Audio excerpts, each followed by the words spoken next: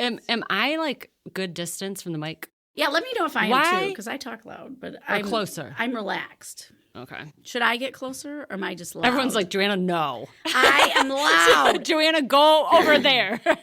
I'm right here. I'm using my teacher voice. I love it. I only have one voice, and it's mine, and it's loud. And you gotta use it, sister. It's the podcast that Salty Serpent warned you about. Welcome to Biting All the Apples, where two gals discuss one radical book. The best-selling critical and comedic masterpiece from 1895, The Women's Bible by Elizabeth Cady Stanton.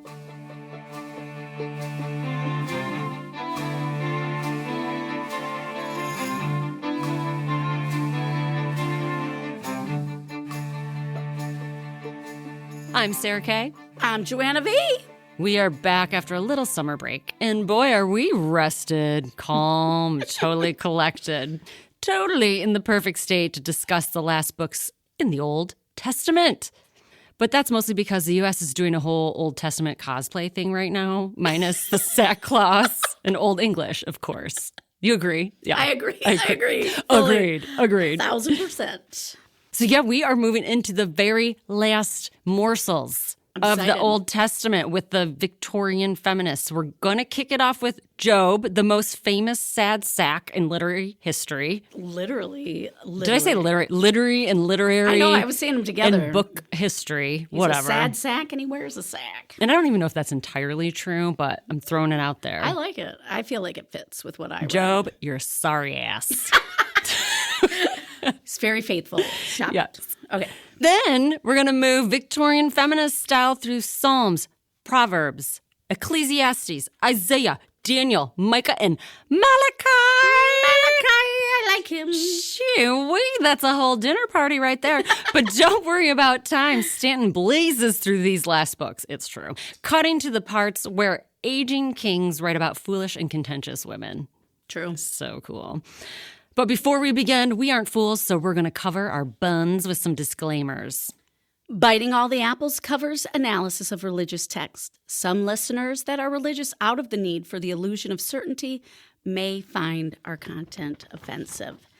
Biting All the Apples also discusses historic texts and feminist movements. We recognize that individuals, groups, and alternative movements have been left out of the mainstream history. We will note that whenever possible, we are open to additional information provided to us in the spirit of expanding knowledge. That still happens. I believe it happens. It does. I'm actually learning stuff every day. Still. And I'm 50. One. Plus one. 50 plus one. Yeah. Yes. So alternative movements and moments. It's true. Get to that. It's been a minute since we've been in the studio. I know. And talking with our ladies. I but know. I haven't totally left the Bible behind, I got to be honest. Really? That's what I was going to ask you. Yeah. I told you, I've been falling into these algorithms of priests talking to me, telling me about the Bible. The priest algorithms. Yeah. I'm in the priest algorithms. I don't know. They're all Episcopal. So I don't know if it's a sign. Verified? Verified. And some of them from like my old hometown. That was the first one I saw something, right? Yeah. And I was like, oh, El Cajon, Cali, right? And I was like, I'm going to listen to this guy. And I liked him, just talking about the Bible. And then all of a sudden I was getting all these priests and I'm digging it. They're talking about the things we're talking about and they're talking to their parishioners about how we should be living as Christians. And if you're going to talk about the Bible, you should be. So it's interesting. You should be what? Cooler, meaner? Nicer. Thank you. You should be doing the things like taking care of immigrants. Immigrants, yeah. Yeah, taking care of them. And people different than you. Yeah, protecting those that are less than. Are they so sure that's in the Bible? So yeah, it's funny. I'm kidding. But the Episcopalians, I was wondering. I was like, dang, maybe when did Episcopalians start, man? Because it sounds like Elizabeth probably would have been one. She's a Protestant. Okay. Remember I did that. I can't. The whole Christian thing, the branching off thing. Did I send you that video? Yeah, it's mind-boggling. Do you know that endless? Do you know why I didn't? You know why I didn't watch that? Why? Because I was busy watching Apocalypse in the Tropics. Oh, gosh. I heard that was not good. Yeah. It's great. It's a fabulous documentary. I highly recommend it. If you want, and it's pertinent to this examination of the hold that patriarchal religion has over people and, I don't know, entire countries like Brazil and now the United States. But following the same pattern. So the Apocalypse in the Tropics is about the rise of evangelicalism in Brazil. And it went from like... Using our same Bible? The same Bible? Maybe not the exact same, their own... Oh, I'm so curious. I wonder if it's a King James version. In the documentary, they show the... Oh, you know what? I should know the guy's name. But it's not Bull and Sorrow, but the rich, like, evangelical preacher. And they say the same stuff about family values. Have those really babies. And very, like gender conformity and bleaching off the system and, all those same things. Same things. And watching that, I just recommend it to everybody because it fits. It's like it's the exact script that the United States is running right now. I don't know. So we gotta change these things. We gotta learn so we can change, right? Mm-hmm. Sure. We learn, we change, we stop the progression of what Brazil already did. I know, but sometimes I'm like, do we have to change or are we trying to make other people change? Yeah, I don't think we have to change. I mean, I think we're there. Perfect. I think we're there. I mean, I'm not perfect, but boy, I do think, Sarah Kay, we are on the right path. We are. I feel it emotionally and physically. Please join our club. It's called The Path to Perfection. The Path to Perfection. We just truck on along. You know who else is on the path to perfection? Job. Oh my gosh. Let me tell you about that guy. Should we just I'm like, we could, Let's talk about Job. We can talk more about the Episcopalians and the change in politics in Brazil later. This is the Women's Bible podcast. That's right. But we will chat with you if you message us and give us your input. I'm like, we'll chat with anybody. Seriously. We'll even chat with the naysayers. They're fun. Yeah, we might shut you down, but we'll listen. It is crazy that we are almost at the end of the Old Testament. But in the Women's Bible, the Old Testament takes up, I'm thinking 3/4. Well, yeah, I think so. Most of their rules and things were coming from that Old Testament that they were... The Old Testy. Yeah, that they were going to Congress to try and change things. Mm-hmm. They're like, hold up, wait a minute. They're like, your foundational text is flawed, sirs. Flawed, and I want my own property. So, and I think it's just Elizabeth that does the responses. Job, yeah, well, yeah. Actually, through the whole thing. Through the rest of this. She goes real fast. She whips. She's whipping through. Let's whip through this. So the book of Job is one that I do remember from childhood. Because that was another one that didn't compute. I'd hear the story. I'd be like, is this supposed to be inspiring? That sounds horrible. This is really depressing. Yeah, so the guy, Job, he's a great man. So, and I think even in the Bible, because she says it's an imaginary conversation between God and the devil. That's my first note up top here. It just says Satan, exclamation point. Yeah, Satan. I was like, where's he been? It's our first Satan. Is that the first time Satan? Maybe no, but I mean, like, where he's talking and he's like a form of something. First time he's like a main character. A sentient being. Mm-hmm. But so God's like, oh, Job's the best. He's the best. He follows me. He does everything. And Satan's like, really? Let's test him. Yeah. And God was just like, okay, go ahead. That's my favorite part about the whole time. He was like, okay. And I'm like, oh, God, you're going to let Satan... Wait, your best guy. You're going to let Satan just like screw with him like a cat and a mouse? Yeah. That's basically what he did. Yeah. So that does make me think that God might be a man. Actually, I'm going back on everything. Because I was like, it's not Alanis Morissette.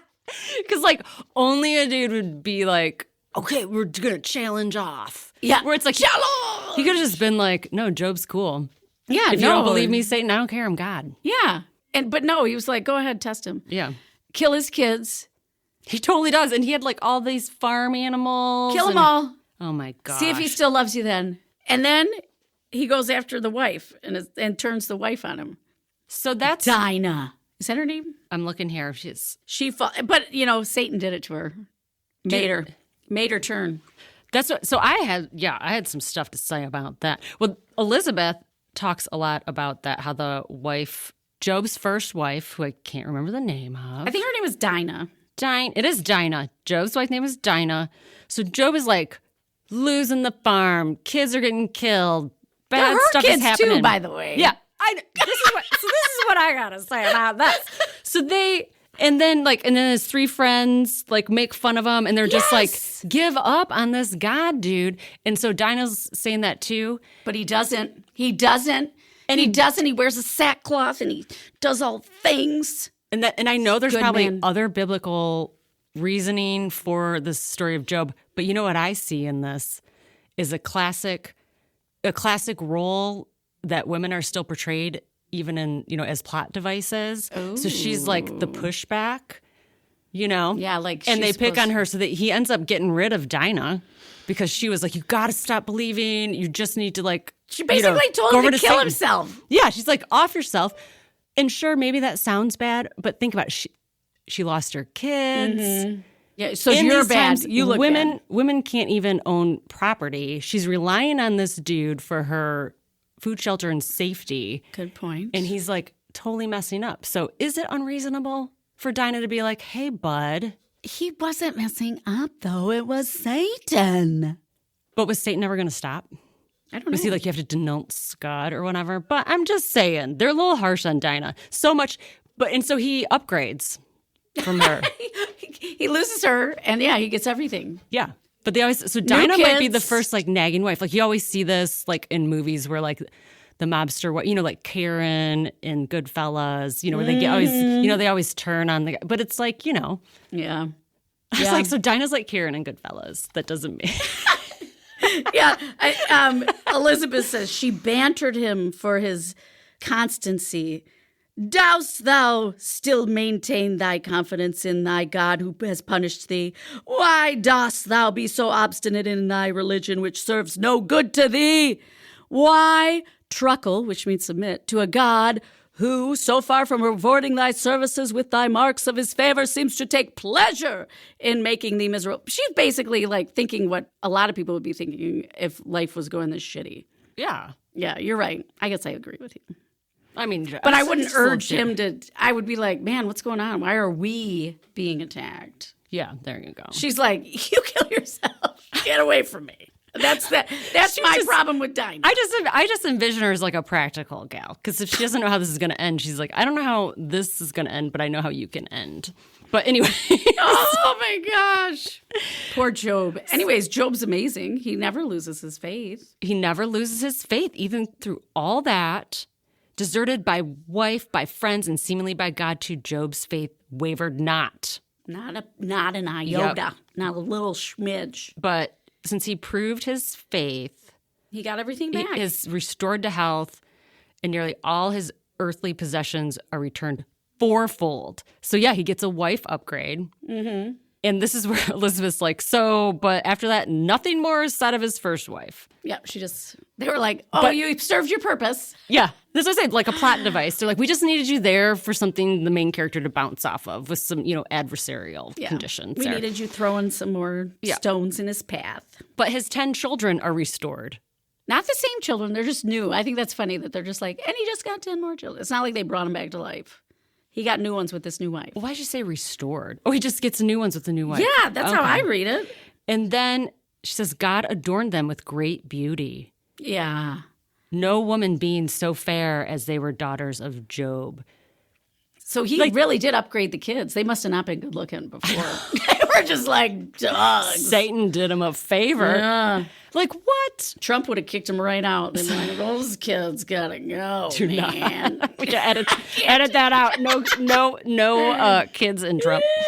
I also had a note too. So it's a reward. So how can God? It's a reward to make them beautiful. But yet in previous stories, like it in was Ruth, yeah, it was hardworking. Where it's like you need to, beauty is not like don't have a beautiful wife because that's not important and stuff. So and now this makes it where like, hey, you can upgrade. But beautiful daughters. They're worth That's a lot cool. of money. That's true. You can probably get even more farm animals for those. Yeah, this Bible is digging on the good-looking, fair-faced virgins.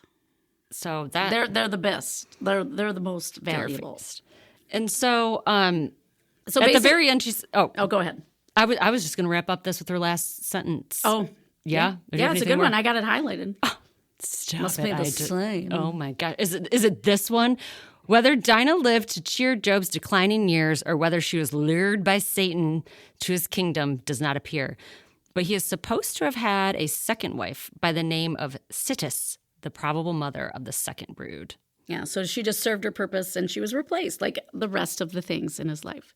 And apparently that did not, he wasn't like, but I didn't miss the other things. God is still great, even though he took all that. I don't know. I just think it's a weird parable. And if they're married, why is it just a test on Job? Yeah, and why did she have to go? Is he that great of a guy if he just got rid of her? But I mean, she did ask him to kill himself. I didn't see this, but Elizabeth wrote, she's like, much more sympathy has been expressed by women for the wife than for Job. So I guess we fell into it too. But I mean, seriously though, she kind of got more screwed. She didn't get any more kids. Well, here's the thing. She inadvertently was tested too, but she doesn't get a book named after her.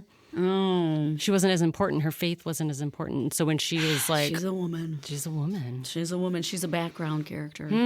Yeah, crazy. Yeah, crazy. Let's move on. I'm kidding. Yeah, well, that was Job. Basically, it's just it's in there. It's in there. You have to be faithful against all odds. And again, the woman is expendable. You might get your fortune back fourfold. Yeah. Might. Maybe if you're tested, it's a good thing. So if you're ever curled up in the fetal position, just keep on trucking. But I like the whole test of Satan was about belief. So that is really, again, we just have... Yeah, keep that believing. Is the keep core. The faith. Yeah, keep the faith. Don't just... Keep the faith. Don't question what's happening. There's always a reason. That's what Job is all about. God's plan. Yeah, it's God's plan. And just keep that faith. Keep praying. Keep doing what you're doing. And you'll get your kids back. And you'll get your kids back, but a better wife. And better kids. Better kids. You get everything. I bet the cows gave more milk. God. Come on. I wonder if there's a lost book of Dinah. I was thinking, I hear about Satan here. Does Satan have a book? I want to know more. I want to know more about this guy. I think there's a few books about. Biblical books. I want the book of Satan. Oh my God, this is going.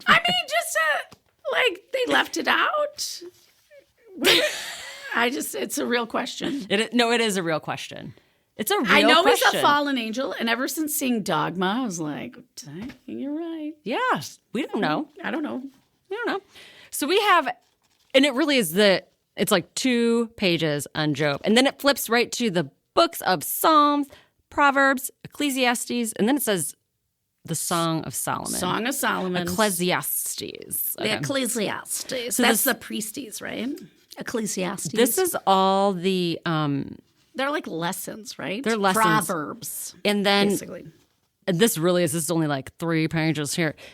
She only picks... there must not be a lot... 7 Psalms, but remember, she's selecting things that have to do with... Women and rights. Women and rights. Yeah, it starts with Psalms, and Psalms is she just picks out I'm sure Psalms is, I got to be honest, I did not go flip through the Bible and see how long Psalms is, but she just picks out that little short piece. There's there's a lot of them. Okay. That's my biblical scholar thing. There's 100. You flipped. But she just focused on these, supposed to be written by David, the David and Goliath that we learned great things about. We thought he was great, but he's very, very flawed. But she said many of the poems are beautiful in sentiment and celebrated as specimens of literature, as are some passages in Job, but the general tone is pessimistic. Mm-hmm. So David and that's what we see later. All these kings, this is what I learned with these last chapters. These kings, as they get older, They're cranky. Yeah. Well, it's funny, they got everything they wanted, all these wives, all these things. You would think that people wouldn't be so obsessed with wealth. You would think that when you're reading this, also, like the Bible followers. Right. And you would think that they would be more comforted by their faith. Rather than worldly things. Worldly things. But the Psalms that she picks are about king's daughters and beauty, right? Yeah. Yeah, she only picked a few. Yeah, and nothing really stood out to me. She goes, yet David in the twilight of his days seemed to dwell in the shadows of despair in sackcloth. Yeah. Which I forgot, Job was in a sackcloth for a while when he was having trouble. Yeah. Sackcloth, love it. Am I imagining like they're like literally wearing, like they quit wearing clothes and they're just like, I am just devoutly praying? Yeah, I just envision... So people know that like you're... a grain sack with like a slit at the top. Well, that's what I'm thinking. My sorry sack. Remember I told you when Yeah. But why, like, is that for everybody else to know that, like, I'm... Oh, actually... That's my question. I didn't look that up. But Job was, you know what? I did want a deep dive on sackcloth. I'm like, now that I can see, it says in sackcloth and ashes. So actually it might have just been a type of fabric. But yeah, it's probably just like a little wrap. I'm just curious. But it's definitely like something... a pashmina, but it's rough. But it's something when you're feeling bad and you wear it. Like if you're feeling... I mean, there must be, I don't know. I'll tell you next week because I'll look it up. Okay, you better look up on that sackcloth. I'm going to do my sackcloth dive. I'm going to deep dive into sackcloth. Maybe I'll find a picture of me in my sackcloth. What if we just wear sackcloth until the administration changes? Oh my I really think people... Wait till I do my research and then maybe... Okay. That would cause a big... It's going to cause a wave. And that'll change things. We'll be... change starters. Yep. Don't worry, anybody. We got it handled. We're going to change the world with sackcloths. Oh, I forgot. I was in the middle of a quote. So, yet David in the twilight of his days seemed to dwell in the shadows of despair, in sackcloth and ashes, repenting for his own sins and bemoaning the evil tendency of men in general. Himself. He's bemoaning himself. He's like, why was I such a whore? He's like, I had them all in my hands when I killed the giant, and then I went and got greedy. Yeah. Okay. So, and I'm then glad he feels bad about it, honestly. There's a passing mention of the existence of women as imaginary beings in the Psalms, the Proverbs, and the Song of Solomon, but not illustrated by any grand personalities or individual characters. Yeah, they talk about women, no names. Right. And so he's mostly... just writing about how men are lame. No, but like women are great, men are lame. Well, but not really. That's not what he says. He is talking about the evil tendencies of men. Yeah, towards women. Which that part is fascinating because to this day we still use the phrase "boys will be boys." Ugh, I hate that phrase. I know. It's gross. Like a universal, unaccountability situation. Yes. Because I'm like, what about girls will be girls? I mean, just imagine a world where nobody said that and everybody's just like held accountable. Yeah, for your actions. Because as the a truth human, is, can we just be human? If people have evil tendencies by nature, then they should probably not be in society. Right. Or getting help in a... Yeah.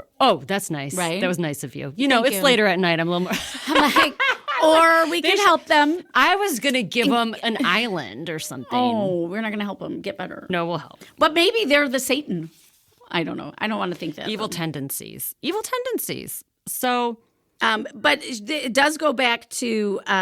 Bathsheba, which I think is funny because one of the priests I follow... the Episcopal priest, was talking about David the other day.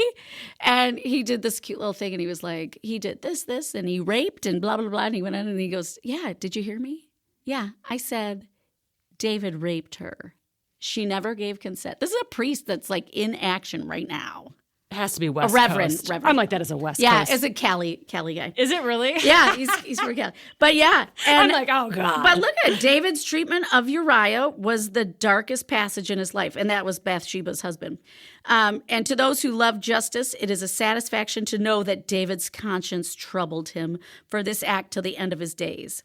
We are not told whether Bathsheba ever dropped a tear over the sad fate of Uriah, or suffered any unbraidings of conscience. So they don't talk about her being taken advantage of, which I find interesting. Mm-hmm. Because really, David sent Uriah to be killed, and he just took her. So it's like, oh, well, I mean, he took care of her because he killed the husband. But no, like, he basically took her, and yeah, you're right. She didn't give any saying, like, yeah, I'll go with you. Yeah. She had to go with him because her husband was killed And by he's him. a king. Yeah. I mean, what are you going to do? Totally non-consensual. So what I had here as a note is how even though we're saying that he, is a dark passage and maybe he regrets it, but we're seeing, these first examples of what they now call spiritual bypassing. So instead of actually taking like full responsibility and examining feelings or writing about his actual role in it, he's just handing it over to God so he doesn't have to like examine it too much and asking for mercy. So it's like so have you heard that term, spiritual bypassing? I have not. So I have not. Not till just say now. You're like talking to a friend who's very religious and you're like, oh, this is going on, and trying to express like you're worried about finding a job or your home or things are going bad, and they just say, well, just trust in the Lord. Oh. So it's a way of avoiding like any personal examination. And that is a repeat in stuff that we see throughout. The internal life is handed over. Yeah, it's so hard. I've been thinking about this a lot lately because, when something bad happens to someone, you always say, well, I'll pray for you, right? Mm-hmm. Well, now that I've been doing this and really thinking about things, I'm like, I pray to the universe and to all, like, it's still a prayer. Yeah. Yeah. So I've been re-examining my idea of what a prayer is. Because how do you send good, like you're sending good vibes. It really is a prayer. So I've been really consciously being like, okay, I'm calling on all my ancestors and I am sending. If you have like little particles floating around, could you just go float over Sarah That's Kay right. for a little bit? That's when people are like, I'm sending you whatever vibes. Yeah. Or I'm thinking, send. And we just equate prayer with Christian prayers. And that's not. And it's not, because you can pray Yeah. in a different way to the universe. That's kind of how I think. Got to pray. Pray. Remember MC Hammer? Pray. Yes, Okay, thank you. So he's like, he feels bad about it, but he's not like examining his bad feelings. He just wants God to take those away. Yeah. Where he's like, have mercy upon me, O God, according to thy loving kindness, according unto the multitude of thy tender mercies. Blot out my transgressions. Blot them out. Actually, I might use that. That's a good request. Oh my gosh, yes. I like it. Blot out my But I do remember transgressions. from, being a kid, I remember kind of digging some of the Psalms. Yeah, there back were some in good church, ones. yeah. Yeah, there's some really good ones. some They're good not ones. in here. Of course, they're not going to be in the women's Bible. There were a song. There's a good song of Psalms. The Song of Psalms. Love it. I don't know. I remember thinking Psalms were great. These ones that Psalms, they're great. I don't remember any of these. Yeah, well, this, she has to point out where women are Wash getting... me thoroughly from mine iniquity and cleanse me from my sin. That's kind of badass. It is, but I I don't gotta remember that say one. it. I'm like, that's not... I feel like they were more like happy Yeah, Psalms. they were. They're sure. That they shared in my childhood. Actually, I think the next section, the... Proverbs are weird. What? The selection here, Was listeners. so weird. Yeah, and she bounces around, so she's picking some good ones. I'm not quite sure. The numbers, that's right. She picks... I'm looking at here. I'm just saying there's probably like 20 different There's got to ones. be 8 million But Proverbs. they're all over the place. But they're the ones that, well, for example, what is this? 9:13. A foolish woman is clamorous. She is simple and knoweth nothing. Okay, thanks, Bible. Yeah. A gracious woman retaineth honor, and strong men retain riches.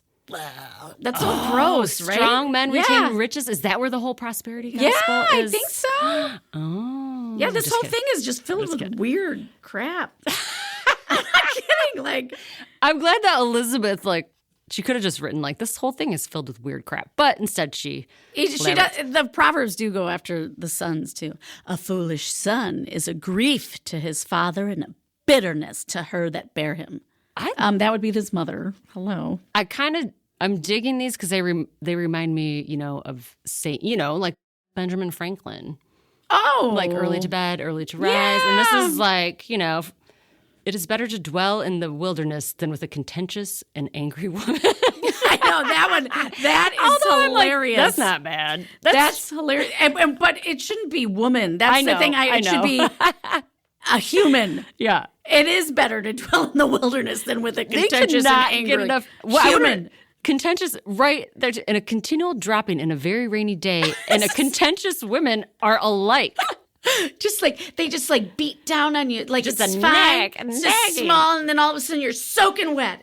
Oh my! For an odious woman, when she is married, a handmaid that is heir to her mistress. I mean, what was that? What is an odious? That's what I want to know. What odious is? Because I go to odor, and I'm like, she should just take a Hold on, bath. okay, you keep take reading a those. I'm gonna bath. look it up. Yeah, look it up. I'm gonna look it up. Odious. Read me some more Proverbs. Who can find a virtuous woman? For her price is far above rubies. That's in the Bible. Yeah, actually, did you know there's a movie with Renee Zellweger called A Price Above Rubies? What? Yeah. Oh my gosh. great. Wait, was she sold to somebody? No, but it is about I think she's like a oh my gosh, like an Orthodox Jewish woman. Okay. And I don't know the whole plot, but it's about her and her husband. I mean, there's definitely some. And it is dramatic. It's very dramatic. Of course, Renee Zellweger. And Come yes. on. Oh my gosh, odious. How can we not know this? What knew is it? this. Extremely unpleasant. Oh. Repulsive. Oh my gosh. Well, stinky. Yeah. But yeah.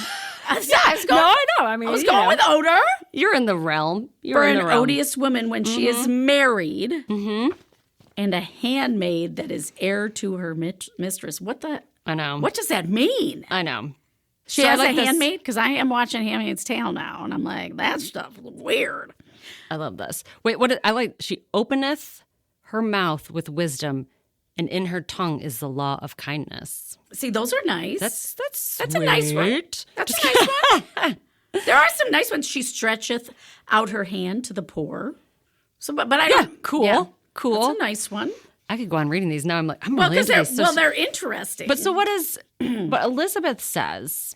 Right well, here, that says, yeah. with these pen pictures of the foolish, contentious wife contrasted with the more gracious woman, surely every reader of common sense will try to follow the example of the latter. It's like obvious. She's like, come on. A complaining woman is worse than a leaky house. This is so funny. I have actually Because with paint and putty, you can stop the dropping. But how can one find the source of constant complaints? All she does is complain. I know. I just wish you were a leaky house. I'd mud you up. And this Shut you up. I like how she writes about the biblical writers, and it's a change in format in what she's talking about. The epigrammatic sentences. It was the most ancient way of teaching among the Greeks. Mm-hmm. This kind of short, sentences like contentious women's like, a drop of rain on your head. Yeah, it's quick learning. Keep this with you. Keep this thought with you. So how come it switches? Why did she start talking about Solomon? Well, I think they all kind of Well, this is what she said. because you David, have he just Song wrote of that. Solomon and stuff like that. David wrote the Psalms, Yeah, and Solomon wrote Proverbs. Solomon wrote. I thought the rest of Well, them. she is Solomon. Yeah, he wrote. Aren't you glad you're listening to this Yes. podcast where we're like, one of these dudes wrote this? It's right here. Solomon's idea of a wise woman, a good mother, a prudent wife, a saving housekeeper, and successful merchant will be found in the foregoing texts, Yes. which every woman who reads should have printed, framed, and hung up at her family See, altar. I think she's being cheeky there. Is she? I think she's Yes. being a lot cheeky. As Solomon had 1,000 women in his household, he had a great opportunity for the study of the characteristics of the sex, though one would naturally suppose that wise women, even in his day, preferred a larger sphere of action than within his palace walls. She's so sassy. Nice job, Solomon, but Yeah. they didn't want in there. Yeah. Trust me. He's like, so Elizabeth is saying, yes, he had 1,000 wives, but none of them could have been that fun, interesting, or cool. because they were like held hostage. Yeah, she's like, nobody cool would be down with that. I mean, I hope not. So Yeah, this turns into Solomon. So he writes the Song of Solomon when he's young. Yep. Proverbs he wrote middle of life, and then Ecclesiastes when he was old. Okay, there you go. And I like this. He gave admirable rules for wisdom and virtue to all classes, to men, to women, and to children, but failed to practice these lessons, which he taught. Yeah, isn't that the problem? Rules for thee, not for me. Oh, I like that. Mm-hmm. Yeah, that seems to be the problem with the world. Very strong paragraphs there from Elizabeth. Very sassy. I like. She's like, oh yeah, print these out. Don't be odious. Hang those up and live your life. Yeah. Please. Ecclesiastes. Yes. See, I'm telling you, these are only like a page. They're a page. I love it. This is quick. So must have not been a lot of contentiousness in there. Yeah, the book written in Solomon's old age. So Ecclesiastes, do you have notes on this? I don't have really any notes. Just Solomon just sounds like a crybaby. Yes, as everything in life seems to have been disappointing to him. Yeah, it kind of. I hate to bring it back, but it seems like the leaders today that are like ruining the world, very similar. They are like this guy. Yeah. Because he had everything. That's kind of what I was saying about David too. These kings had everything, but it was disappointing. Like, what am I getting? I'm not getting anything. I don't feel better. I keep getting more and I don't feel better. So I'm just going to keep getting more. So wealth, position, learning, all earthly possessions and acquirements, he declares alike to be vanity of vanities and vexation of spirit. Yet he had them all. Yeah. He's just like, hey, it's not that great. I tried it. So the lesson is, that's not that great. So maybe you can find comfort in faith, right? Is that what they're trying to say? Or are they just like, all kings are miserable? The Ecclesiastes, I like this part where it says, then I saw that wisdom excelleth folly, as far as light excelleth darkness. The wise man's eyes are in his head, but the fool walketh in darkness. And I myself perceived also that one event happeneth to them all.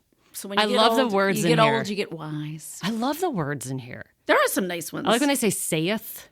Oh, it just adds that th. It does. It really, it hits different. It does. Than it's more. He said it's so more you powerful. Saith, and you don't walk down the hallway.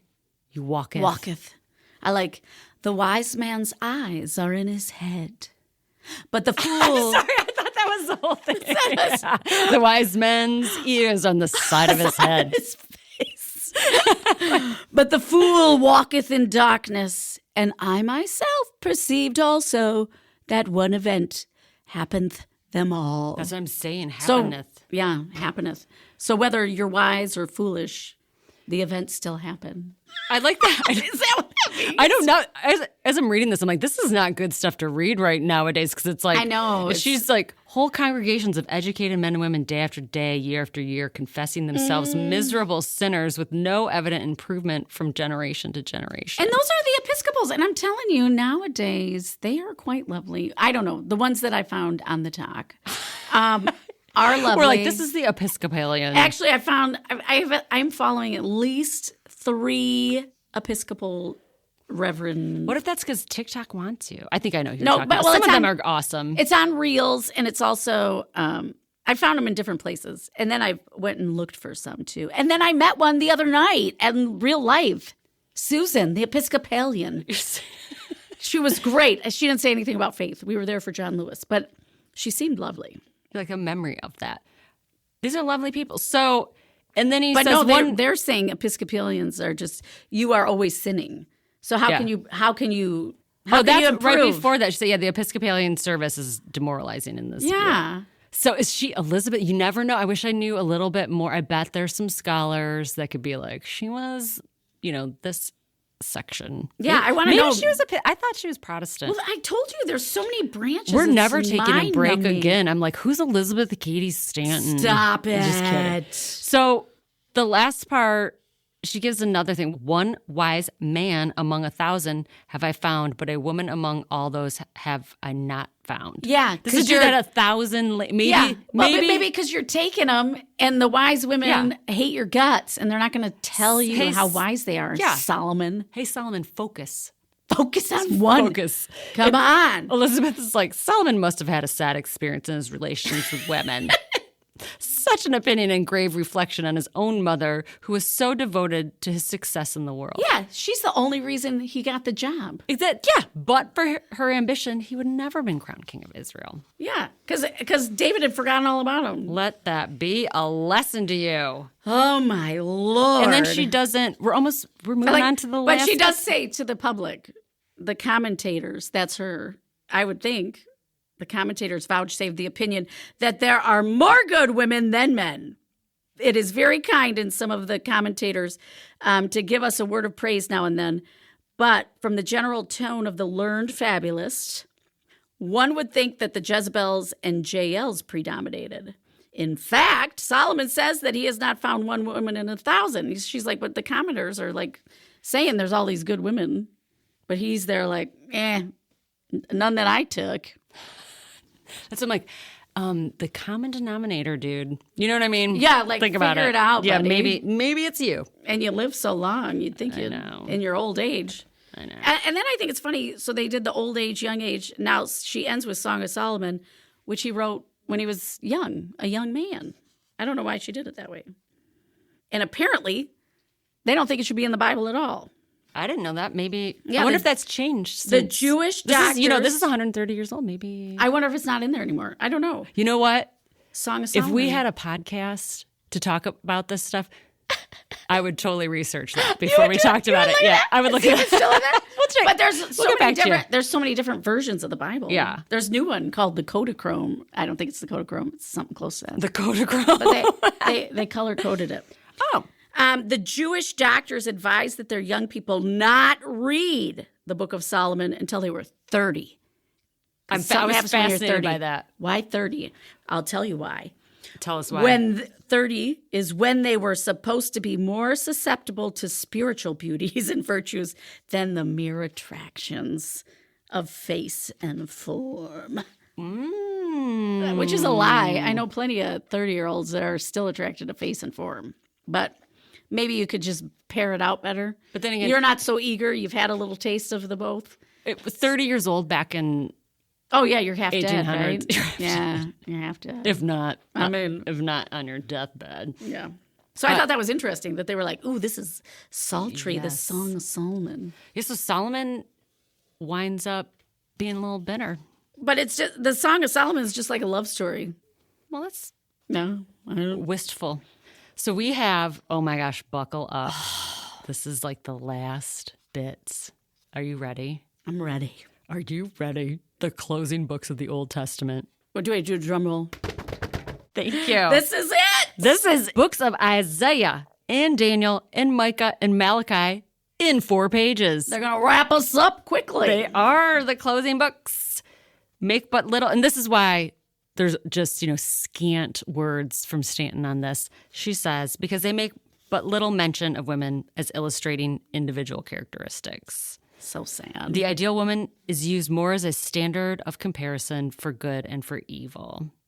They are. And we usually end up being evil.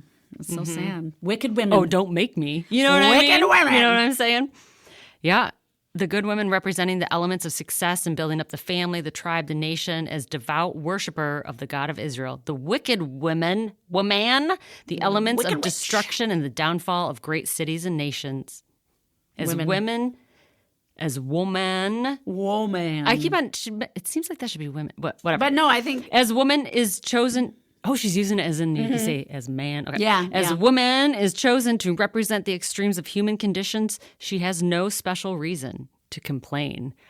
Oh, snap. Snap, snap. They're like, you are just here to help us Pair things out. pair things out. How is that any different from 2025? It's not, sadly. Okay. Collective. So, Isaiah. Yeah. I have barely anything. She doesn't write much. she- I was all like, she- so, Isaiah. Because she 2 just words. Well, no, she picks out this. Oh, I do thing love this, where the he's tinkling of going their off. feet. He's going off on what women are wearing, and like, Which is great, and actually. it's just like, why are you wearing all of this? You shouldn't be tinkling around. You should just be praying. Is that? Yeah. Yeah. That's exactly. But I love the word tinkling is. You like tinkling? I do. Of course I do. Tinkling around. So Moreover, the Lord saith, because the daughters of Zion are haughty, and walk with stretched forth necks and wanton eyes, walking and mincing as they go, and making a tinkling with their feet. It sounds like they're feeling themselves, like they're just confident. Yeah. They're wearing that is, tinkling. And that is frowned upon. Don't be showy. Be humble. Isn't that so? And What look if at how much what to if this tinkling day makes me happy. to this day women are policed in how they look constantly. Oh my God, even young kids. The whole stupid dress code thing in schools with the dang tank tops, spaghetti straps versus a dude wearing it. Right. I don't give me a break. I know. Well, those shoulders create lustful thoughts. Oh, I can't. Man, when I see a shoulder. Ooh. We're going to have to censor that. Be sure to beep that one out. Don't say shoulder or ankle around here. So it is, they're talking about they're wearing the ankle. I just love it. They say tinkling showy. away. So, yeah, it's about stuff that they wear. And I'm trying to see if Elizabeth really has much to say. He does not like their style of walking, which from the description must have been much like the mincing gait of some women today. Yeah, she goes in and she's like, "Well, if this is what we're living by, then we better have a chat with all these people wearing Easter bonnets and veils and all this crap. They're coming to church. Did they not read Isaiah? I know. She's you think tinkling ankles is bad? Come take a look at these earrings and these feathers. And she says the mufflers. I love mufflers. I do too. And the mufflers, the veils, the glasses and girdles. Elizabeth, you got it. If the prophets, instead of the French milliners and dressmakers, could supervise the toilets of our women, they would dress in far better taste. Apparently, she has no use for all of those frivolities. Frivolities. That's another word in there. Do you think she's like mad that some people have French dressmakers? I don't, but no, because I think she has them. She's rich, remember? I know. Come You're on. right. She's rich. Right. She's rich her whole life. She's got time to write books about No, this. I think she liked it. But then when she had all the kids, she just became a little more dressed down. Yeah. I just want you to know that my notes on this next section for Daniel actually says ZZZ. Am I missing something? What does that mean? Because it was sleepy. Yeah, I actually only highlighted one thing. Well, tell me. So, tell us what it's about. The name of this prophet in Hebrew is Daniel. I think it's funny. First of all, who changed the names? Why wouldn't they just keep it the same? His Chaldean name was Betheshazi. That's cool. But now he's Daniel. Weird. Yeah. Bethshazi. That's a great name. I know. That's way better than Daniel. Or Shazai. Okay, anyways. Whatever. There's so many, So Joseph calls him one of the greatest prophets. So they talk about this king. There's a guy that has something. He gets this writing. He can't read it. He can't figure it out. All the wise men, soothsayers, they can't read it. And his queen says, hey, there's this dude named Daniel. I bet he can read it.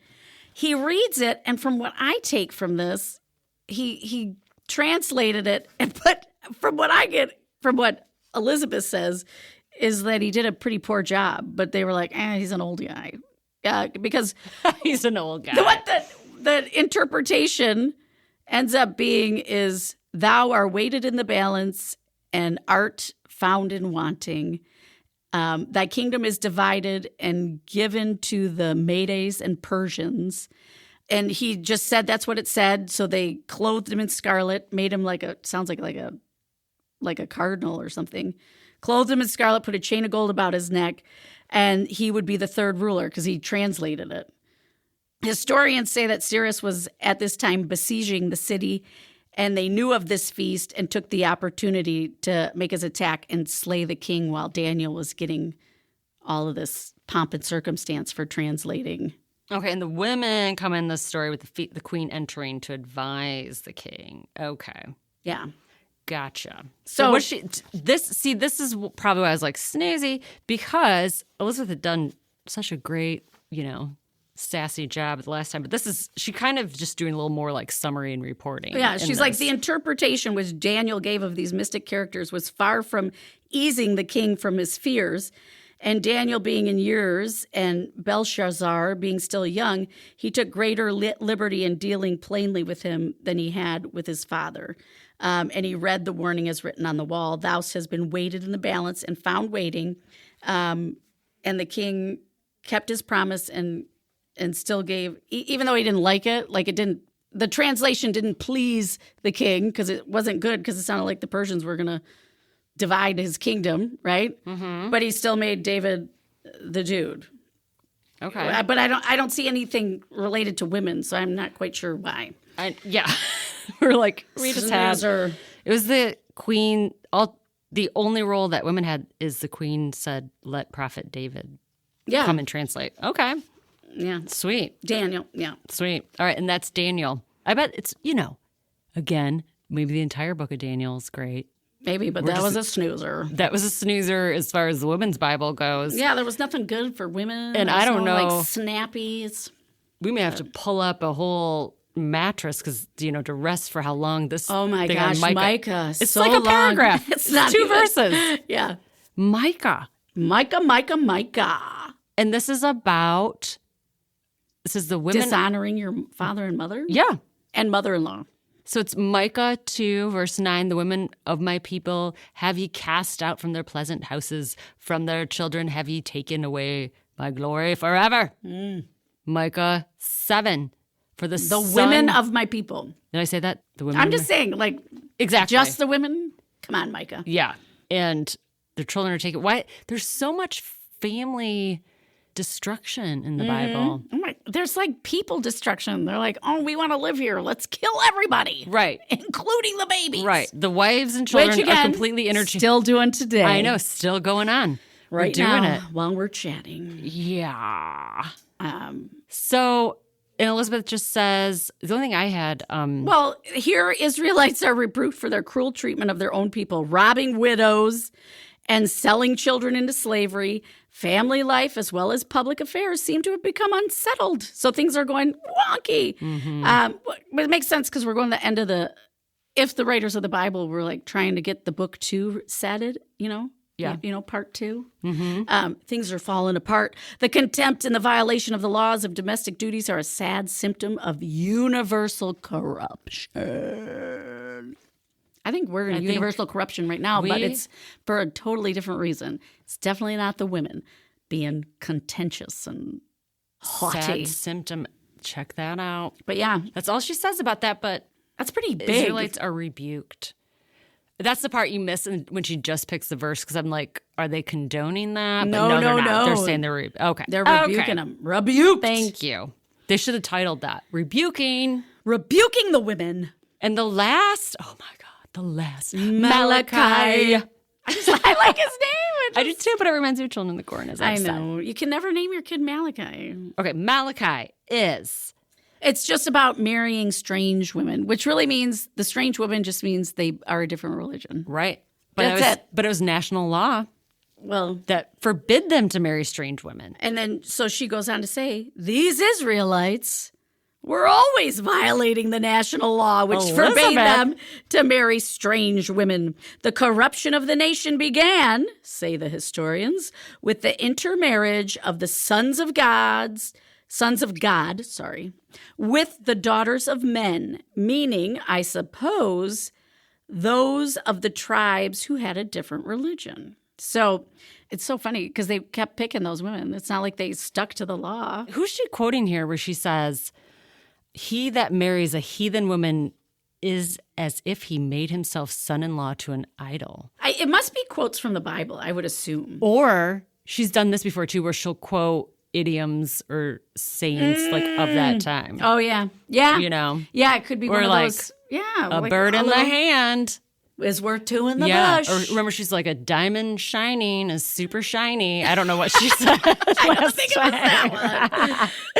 But she said, they put away the wives of their own nation and, as was the fashion at one time, married those of other nations. And then I should just note, in case we have people super following along like Bible style, she did Malachi 2, verse 11, 14, and 15. So really, she's just looking at that part, which is about marrying strange women. Strange gods. But it does, I like that it's ending up with this theme which is really about the whole Old Testament, though, is about how women are used to illustrate points and they're not used as people. Charming women. Thank you. Of the Hittites, is that Hittites? And the Midianites? Sure. With their novel dress, manners, and conversation attracted the men of Israel. I mean, how could they help themselves? They could not resist the temptation. When the strongest man and the wisest one are alike led captive, there is no significance in calling women the weaker sex. Ugh. I love Elizabeth. I know. She's like, there's no significance in that. She's like, when the strongest man and the wisest one they're led astray. Yeah. How is it our fault? Exactly. How is it our fault? And so, though few women appear in the closing tragedies of the Old Testament, yet the idiosyncrasies of the sex are constantly used to point a moral or to condemn a sin. Yeah, point to a moral or condemn a sin. That's the only thing we're used for. And no responsibility on the man. It's the women led them astray. Nope. They were looking too good. Yep. And couldn't help themselves. You know, which it's really tying in today because, you know, obviously we have a lot going on in the news with women being not respected, even children, girls, all these girls that were in the Epstein files, right? Totally not even referred to as children, but they're just called young women, even though they're 12 and 13. And I'm just like so grossed out that this shit is still going on. Well, this is exactly what I was going to bring up as well, is that in current culture, we only hear the names or just even, you know, not names of like the Epstein victims brought up to make a political point. Just like the woman, and I hate that I can't remember her name right now, but the woman that the brutal crime happened that was done by an illegal immigrant. And so they'll bring up these women's names, but only to illustrate a point. Not to like look at the bigger problem. Right. But rather just to progress their party further. Exactly. But seeing that was kind of the whole playbook from 2,000 years ago. And it's still working, though. It's probably so hard to understand. Like, we don't have to think like that, you know. No, we could be equals. We could be, I kind of like this whole idea. We could be heroes. Like that whole spectrum of who we are as, you know, male, female. We're just humans.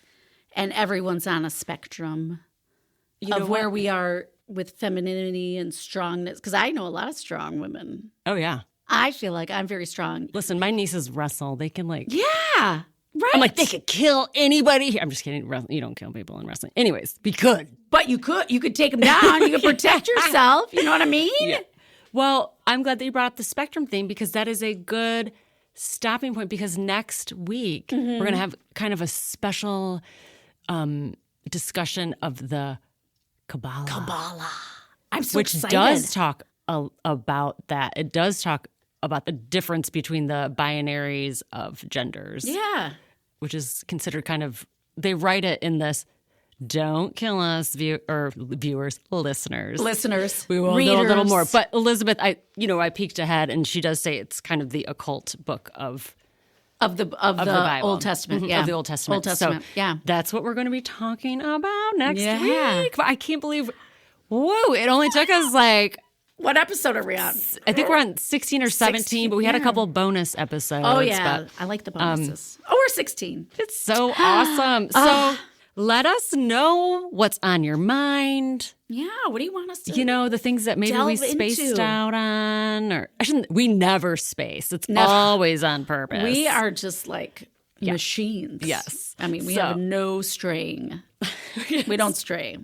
So check our show notes in the episode description for how to reach out through text or voicemail.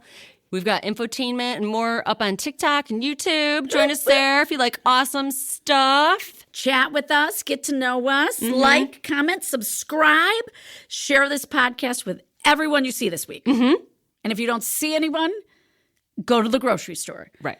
You'll see people there. Right. Talk to them at the checkout. We will write your name in the sky with invisible but potent gratitude dust. What a deal. Oh my gosh. So when you look up and you see it, you're like, oh, that's from Sarah Kay and Joanna V. Exactly. So, yes, have a super week, and we'll meet you for some old school occult talk next episode. love you. See you later. Bye. Bye.